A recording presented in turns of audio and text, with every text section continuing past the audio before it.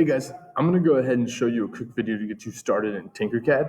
The best way, in my opinion, to learn any sort of new program like this is to try to create something that you can see in real life to learn the moves of this. So whenever we do this with either something that's in real life or picture, I'm going to call it reference art or reference images. If you've ever played Pokemon, you might have seen Caterpie before. The reason I'm picking this one is because he's composed of a lot of very simple shapes. So if you've taken an art class, you know to break down anything that you see into kind of geometric shapes. So there's a sphere on top, sphere, sphere, sphere, sphere, maybe some like cylindrical looking things. We might just get away with using spheres. A kind of weird sort of exclamation point at the bottom, some spheres here, different spheres, and then kind of like some cylinders on posts. So we're going to go ahead and try to get at least halfway through this before our time runs out. And you can just pause whenever you need. So the first thing is you need to be in TinkerCAD and signed in. Go ahead and hit Create, 3D Design. All right. And the first thing that we're going to do is start dragging shapes out from the shape tray. So I'm going to start with some spheres, okay? And if you've never used TinkerCAD before, I'm going to try to explain as I go. But I can grab out a bunch of spheres at once, but I have a much better way of doing it that I'll show you. So first thing is I'm going to take this and make it my head, okay? And now I need to make another sphere. So I could drag out one, try to push it up and kind of align it, which looks, pretty good. And also as a heads up, I'm holding down my right mouse button to rotate my view. The left click is what's moving it around. And then using left click on here kind of resizes it.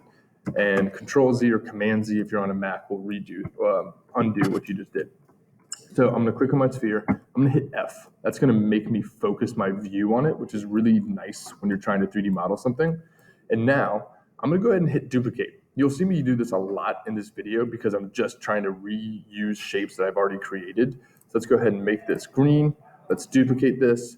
Now it doesn't look like anything's happened, but if I move this thing down, you can see it moves my duplicate. And on my keyboard, I'm going to hit the right button, the right arrow key, which is going to kind of move my shape to the right here. But if I'm focused this way, it has to be down. Okay, right, otherwise it goes that way. So I'm going to go ahead and do this again. And if you notice, whenever you move something that you've duplicated and you hit duplicate again before grabbing any of those shapes, it'll actually repeat that move for you. So I'm going to go ahead and move that a little bit. I'm going to take this one and start sizing it down. So on my keyboard, I'm going to hold Shift and Alt, which is going to make it so that as I resize it, proportional, and it moves it just in the center like this, as opposed to one side kind of coming in like this. Now I'm going to do the same thing here, Shift and Alt. Okay, so you can see it's already starting, right? Now I can also use a cylinder, okay, if I want to. So you can see that that's not at all where I want it to be.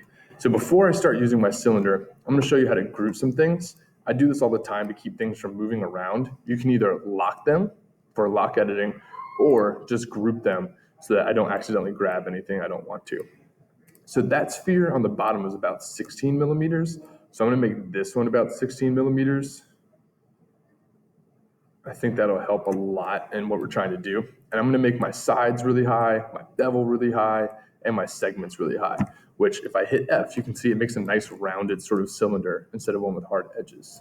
So I'm going to pick this guy up. And if you notice, he looks kind of in the center, but not really. And if I use the arrow keys, it doesn't really quite get me centered. So I'm going to click and drag a box and hit L on my keyboard, which is going to let me align things using these dots. Okay, really, really helpful. And then I'm just going to take him, I'm going to turn him a little bit. And I'm going to move him up so that he's kind of in the bottom. Okay, and now I'm going to hit duplicate. I'm going to use my arrow keys. Okay, do that, move it down a bit, maybe make it a little bit smaller, something like that. That might work. And then see here, use the right key. And I only know to do this just because I've done this a lot in my time. And if you notice now I'm rotating things using this sort of curved arrow. I don't think I explained that the first time I did it.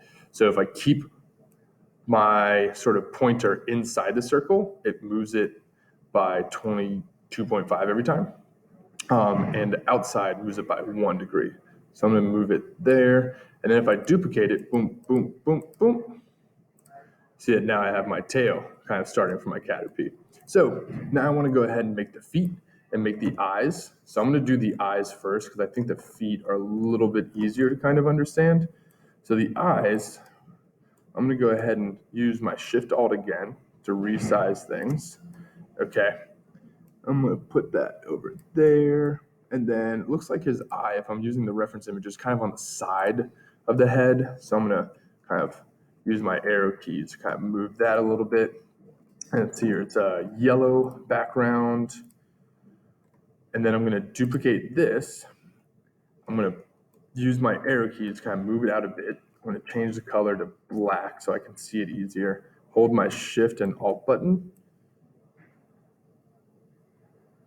There we go. And then I'm going to move this up that way a bit. Cool. So now I want to duplicate this and mirror it to the other side of the head. So the easiest way is for me to hold Shift while selecting two things instead of selecting a box because that'll select everything. So I'm going to hold Shift while selecting two objects and hit duplicate. And then I'm just simply going to move over to this side. And now it looks like he's kind of looking like, oh, what's that over to on the right? So if I want, now I can click that guy and move him. So he's a little bit bug-eyed. That makes a little bit more sense. So you can keep going with this. Why don't you go ahead and try to recreate the tail yourself? You can also mess with all the different sizes and shapes of things and et cetera, et cetera.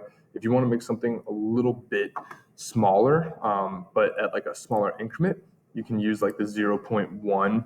So changing your grid scaling makes it so that you get a little bit finer control. So you can kind of see that. I'll move it up a little bit. So that kind of looks a little bit better in my opinion. Yeah. So that's how to get started on making a Caterpie, or really just making anything that you can see from reference art. Why don't you try to create the mouth, the feet, the end of the tail, and this sort of horn piece on your own? That one's going to be a little bit tricky. Cool. Go ahead and give it a shot, guys.